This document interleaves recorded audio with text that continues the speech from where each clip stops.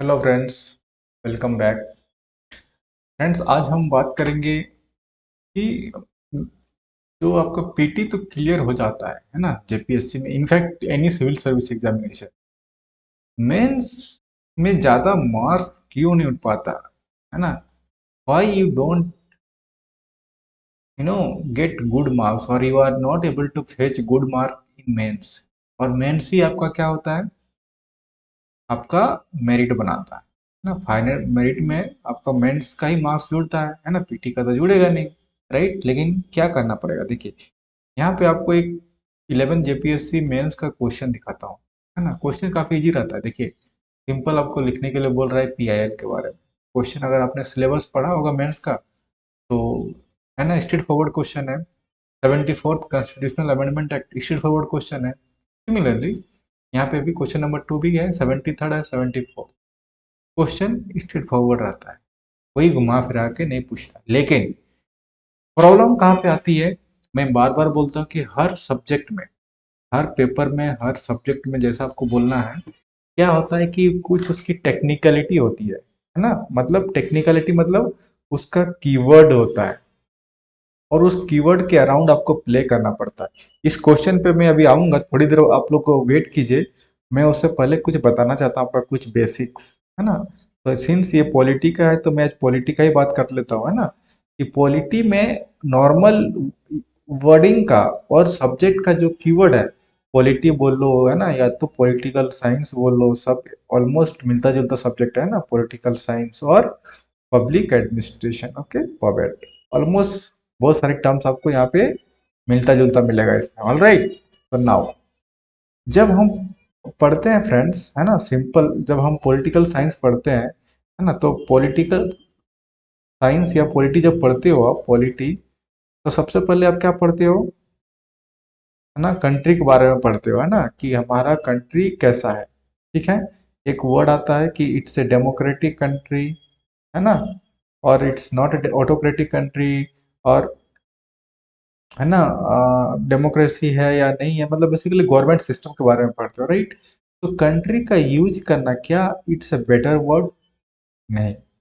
Country जब पढ़ते हो ना तो आपको लगता है कि ये हम ज्योग्राफी का टर्म में हम बात करना चाह रहे हैं। Right, country.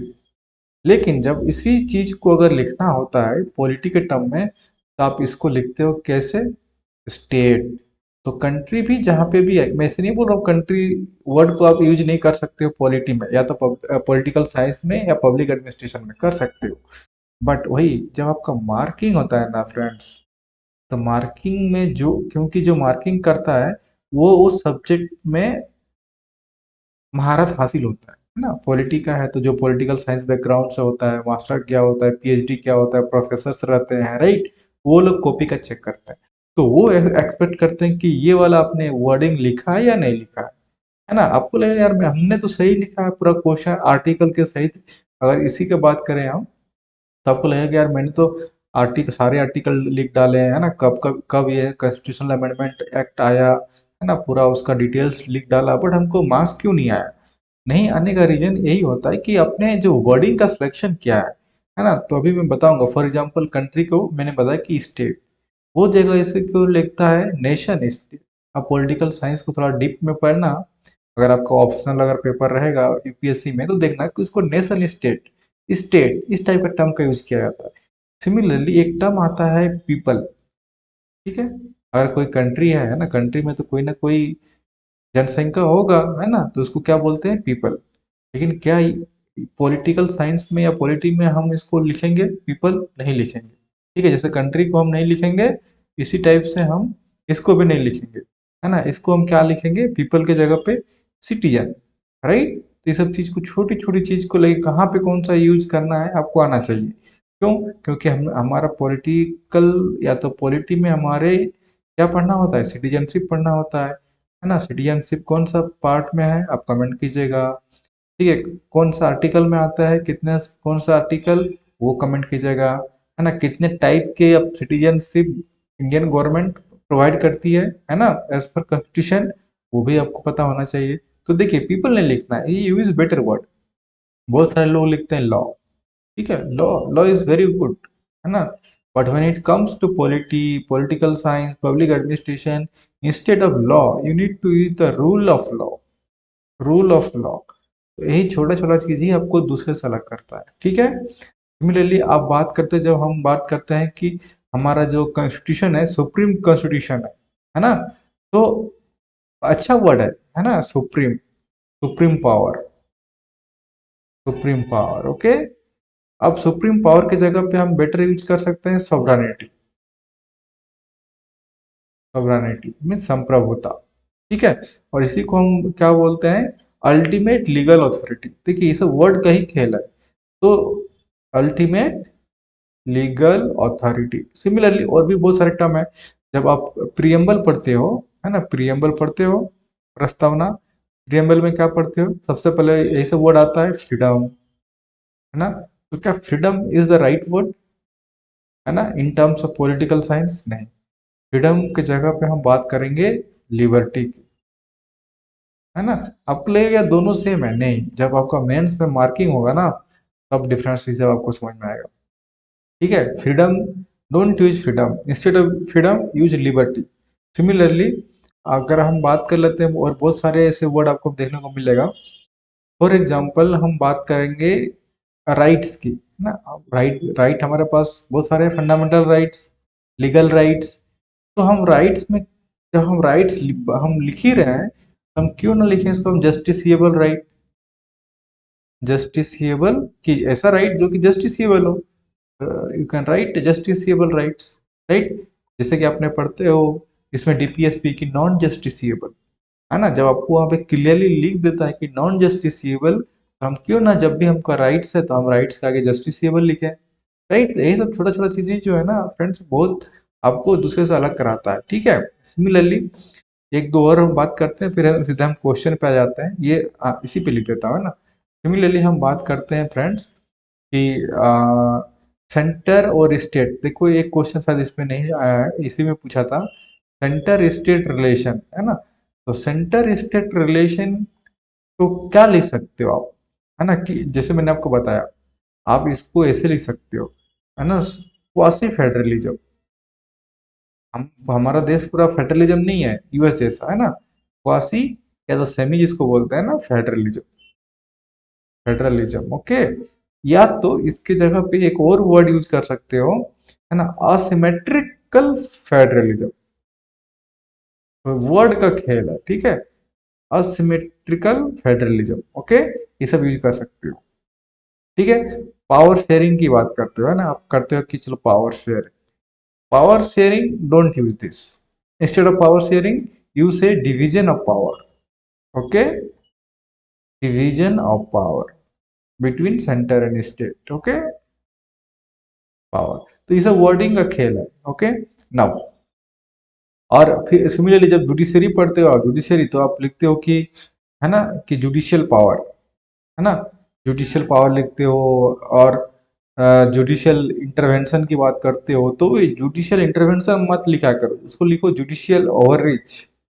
जुडिशियल इंटरवेंशन मत बोलो, ओवर रीच बोलो, ओके, इंटरफेरेंस ना बोलो, ठीक है। Now coming back to this question now, अब इस क्वेश्चन को हम कैसे, अगर हमको एक बहुत अच्छा लिखना हो टर्म में इसी क्वेश्चन को, है ना, 73rd और 74th में, मैं सिर्फ आपको लिख, पूरा लिख के नहीं बताऊंगा, मतलब एक वर्डिंग का बता रहा हूँ कि आप कैसे, मतलब एक अच्छा जो पॉलिटिकल, इसी को अगर इस क्वेश्चन को लिखता 73rd और 74th वाला, एक पॉलिटिकल साइंस का स्टूडेंट अगर लिखता, ठीक है, और एक जो नॉर्मल स्टूडेंट, तो आपको पॉलिटिकल साइंस का स्टूडेंट नहीं बनना है, बट आपको बेसिक पता होना चाहिए। तो 73rd और 74th क्या है, 73rd और 74th मुझे लगता है जिसने भी पढ़ा होगा सिलेबस, इसमें तो कोई दो राय नहीं है कि आप, किसी को नहीं आता है, सबको आता है ये, लेकिन किसने क्या लिखा है वही मैटर करता है। सबसे पहले आपको क्या लिखोगे ये सब में, ये जो वर्डिंग है ना, कि ये आपको पता है कि हमारे डिसेंट्रलाइजेशन है ना, 73rd और 74th क्या है, डिसेंट्रलाइजेशन है। अब डिसेंट्रलाइजेशन को भी हम नहीं लिखेंगे, हम उसको क्या लिखेंगे, कि उसको लिखेंगे इंस्टीट्यूशनलाइजेशनल, इंस्टीट्यूशनलाइज्ड डिसेंट्रलाइजेशन, ओके, ये हमारा कीवर्ड निकल के आ गया। ठीक है, उसके बाद ये क्या करता है हमको, ये जो अमेंडमेंट हुआ था कॉन्स्टिट्यूशनल अमेंडमेंट एक्ट कब आया था, 1992 में आया था, राइट। ये क्या देता है हमको, इस अमेंडमेंट से हमको क्या देता है, कॉन्स्टिट्यूशनल सैंक्टिटी देता है। देखिए वर्ड देखिए आप क्या क्या मैं लिख रहा हूँ, कॉन्स्टिट्यूशनल, और यही सब आपको वर्ड जो है ना आपको अंडरलाइन करना होता है, constitutional sanctity, sanctity, okay, sanctity to self local government, है ना, लोकल सेल्फ गवर्नमेंट, क्या लिखोगे, लोकल सेल्फ गवर्नमेंट, राइट। समझ में आ रहा है कि क्या कैसे लिखना होता है। सिमिलरली आप क्या लिखते हो यहाँ पे, आइडिया ऑफ, क्या लिखते हो, ग्रास रूट डेमोक्रेसी। देखिए वर्ड सब देखिए कैसा लिख रहा है, grass root democracy, okay, grass root democracy. फिर अब ग्रास रूट डेमोक्रेसी से क्या निकल के आएगा, पार्टिसिपेटरी डेवलपमेंट, सहभागिता विकास, पार्टिसिपेटरी क्या होता है स्पेलिंग यार, एक सेकंड, पार्टिसिपेटरी, ओके, डेवलपमेंट। तो देख रहे हो कैसे कैसे टर्म आ रहा है, ऐसे लिखना होता है। तो और इससे फाइनली क्या होगा, हमारा आएगा डेवलपमेंट, डेवलपमेंट एडमिनिस्ट्रेशन। तो देखिए बेसिक चीज आपको सबको पता था, लेकिन क्या आपने लिखा है कीवर्ड, है ना, institutionalise decentralisation, constitutional sanctity, local self governance, grass root, है ना, democracy, participatory development, development administration, ये सब अपने आप में कीवर्ड है।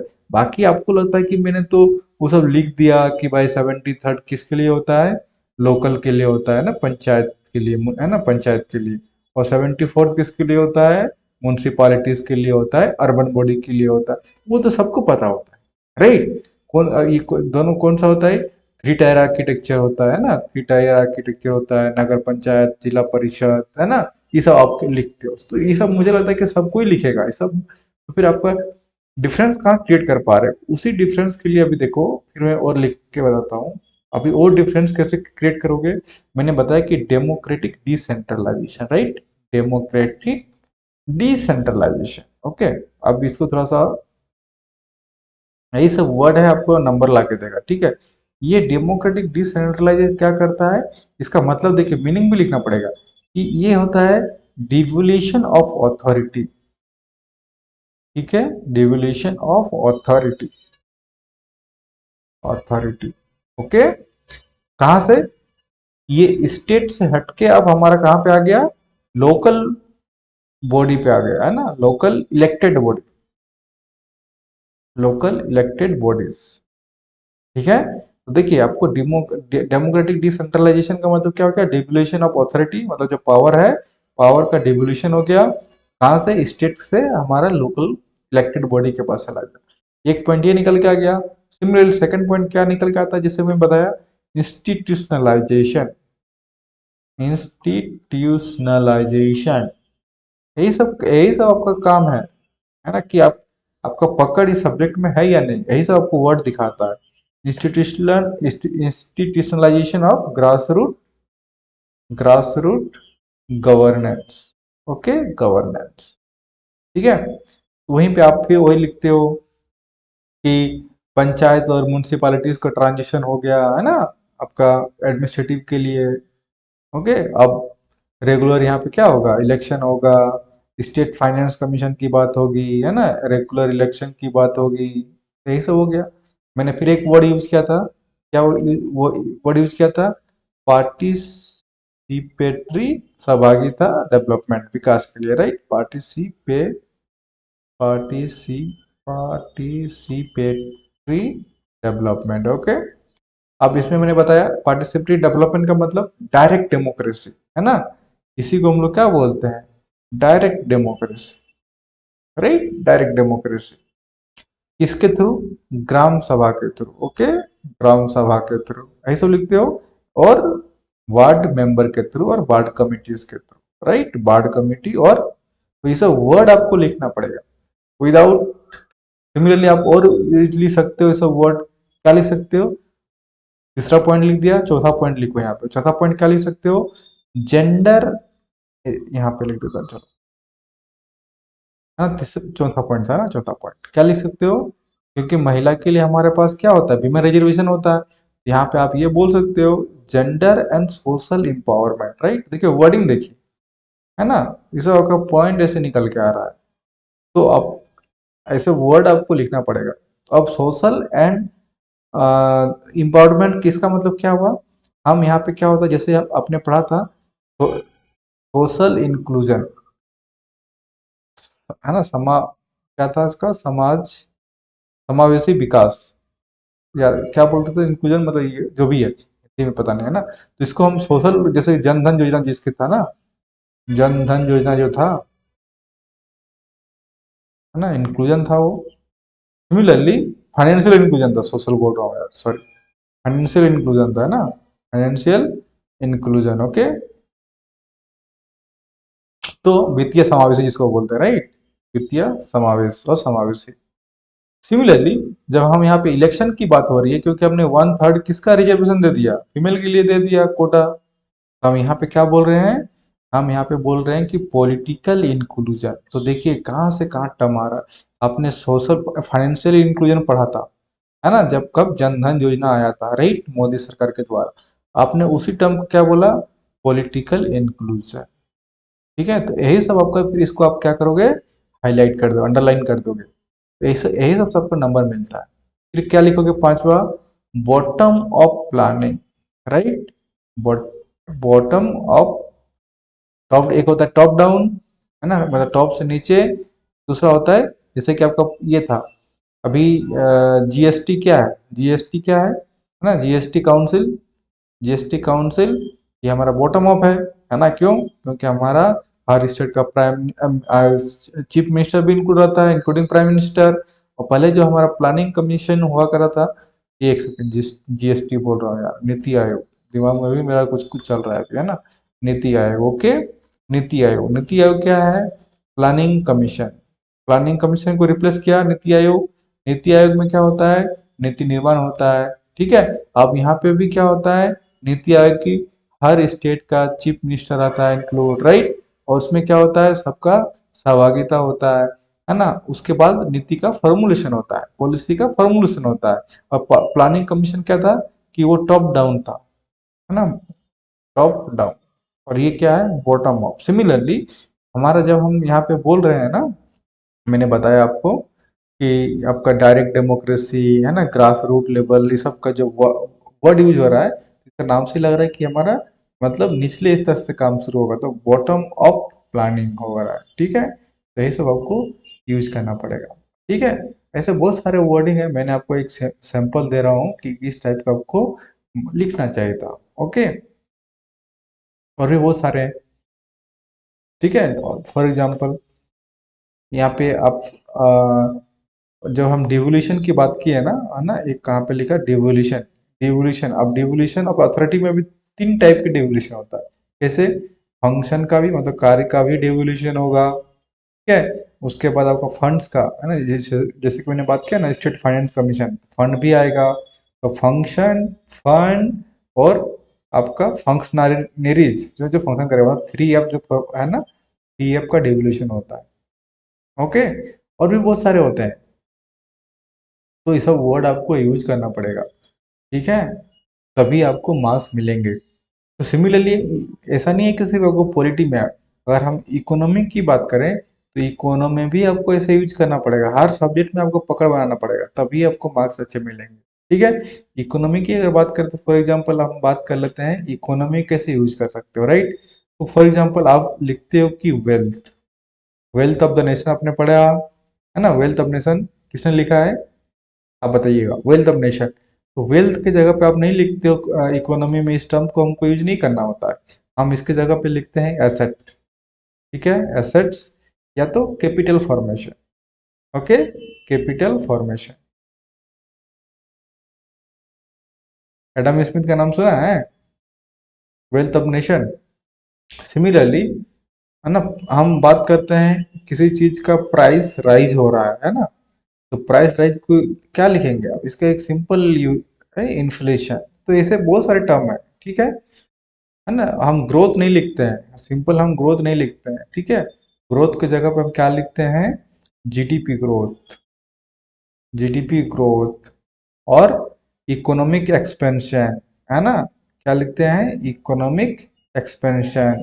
इससे बहुत सारे हैं। सिमिलरली हम जब बात करेंगे डेवलपमेंट, नहीं डेवलपमेंट हम नहीं लिखेंगे, है ना। हम क्या लिखेंगे, डेवलपमेंट का मतलब ही क्या होता है, इंक्लूसिव ग्रोथ, इंक्लूसिव ग्रोथ, ठीक है। और अगर डेवलपमेंट करना है तो हम यह बोल सकते हैं कि ह्यूमन डेवलपमेंट, ठीक है। तो अब ये कि कौन कॉन्टेक्स्ट में बात हो रही है, तो इस टाइप से हमको लिखना होता है, ठीक है।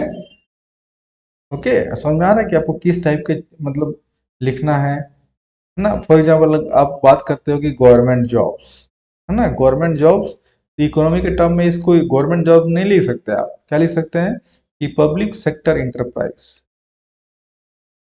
Public sector enterprises, okay. इस टाइप का चीजें आपको लिखना होता है। आप लोन नहीं लिख सकते हो, है ना, लोन नहीं लिख सकते हो, लोन इकोनॉमी में नहीं लिख सकते हो। आप इसको लिख सकते हो credit creation, credit creation, okay, credit creation, okay.